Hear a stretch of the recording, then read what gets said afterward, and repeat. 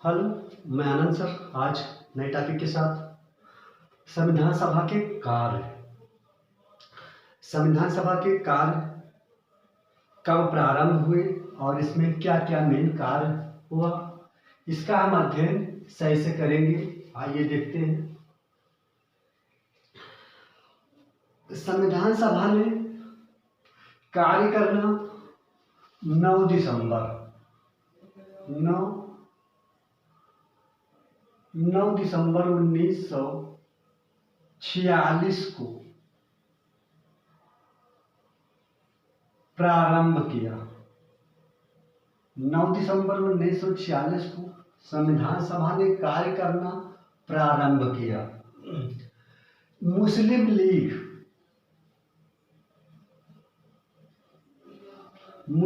League जो थी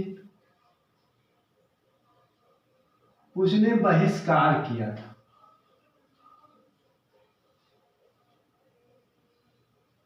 इस बैठक में मुस्लिम लीग ने बहिष्कार किया, वो इसमें शामिल नहीं हुई थी। और 9 दिसंबर को इस सभा के अध्यक्ष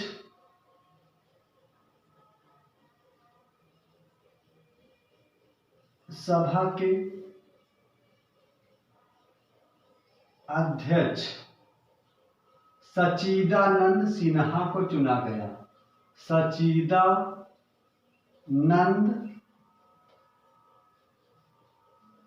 सिन्हा ये अस्थायी अध्यक्ष थे। क्या अध्यक्ष थे? अस्थायी अध्यक्ष। तो संविधान सभा ने 9 दिसंबर 1946 को कार्य करना प्रारंभ किया। इसके अस्थायी अध्यक्ष सच्चिदानंद सिन्हा थे। मुस्लिम लीग इसमें शामिल नहीं थी। और देखते 11 दिसंबर 1946 को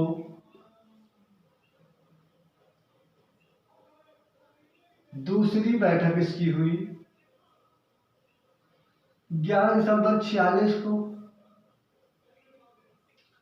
राजेंद्र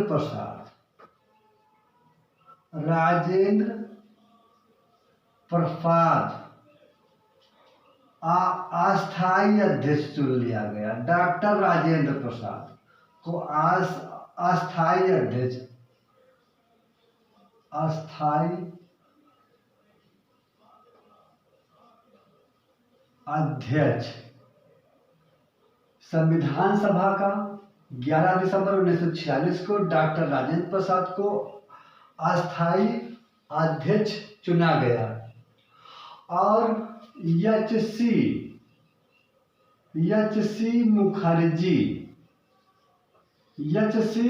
मुखर्जी को उपाध्यक्ष चुना गया।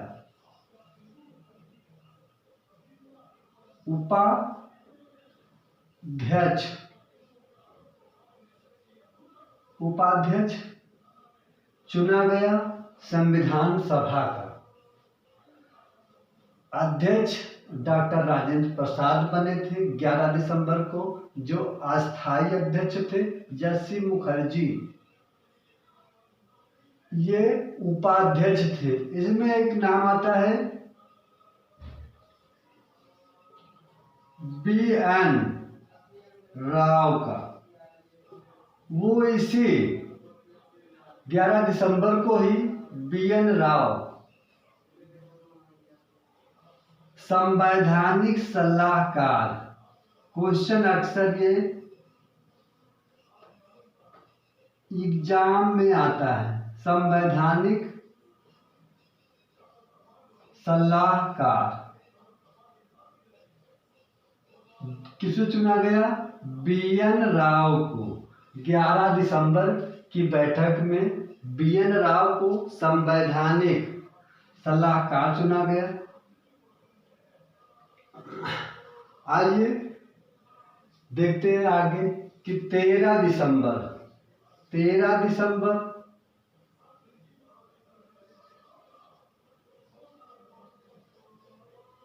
13 दिसंबर 1946 को ही, 1946 को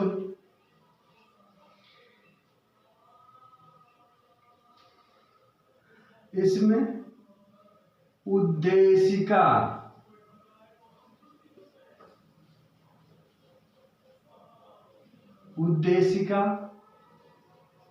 प्रस्तुत की गई, और इसके प्रस्तुतकर्ता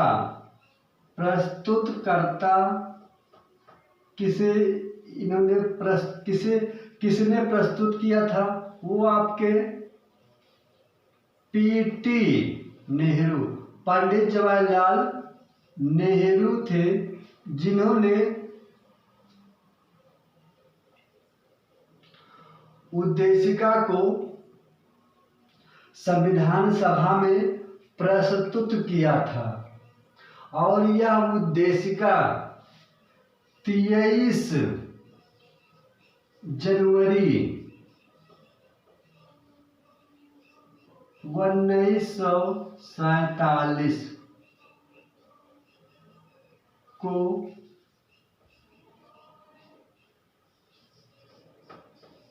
पारित हो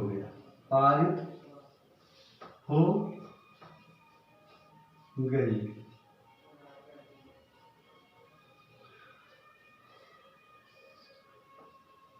तो आपका ये संविधान सभा का कार्य था, ये उद्देशिका के प्रस्तुत तक। उसके बाद इसमें अभी इसके कार्य की प्रक्रिया भी और है। जो भारत के बंटवारे के बाद फिर से संविधान सभा का पुनर्गठन होता है, इसमें जब यह कार्य प्रारंभ हुआ था तो इसमें संविधान सभा के 211 सदस्य प्रस्तुत थे।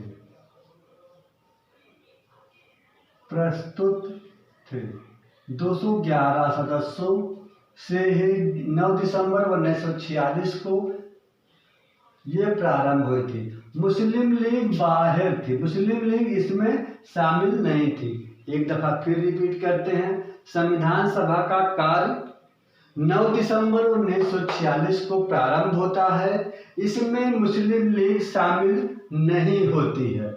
यह 211 सदस्यों के साथ यह सभा प्रारंभ होती है, अर्थात 211 सदस्य 9 दिसंबर 1946 की सभा में या बैठक में भाग लेते हैं। सभा के अस्थायी अध्यक्ष सच्चिदानंद सिन्हा को चुना जाता है और 11 दिसंबर 1946 को राजेंद्र प्रसाद संविधान सभा के अस्थायी अध्यक्ष चुने जाते हैं और उसी में एच.सी. मुखर्जी उपाध्यक्ष चुने जाते हैं। बी.एन. राव संवैधानिक सलाहकार के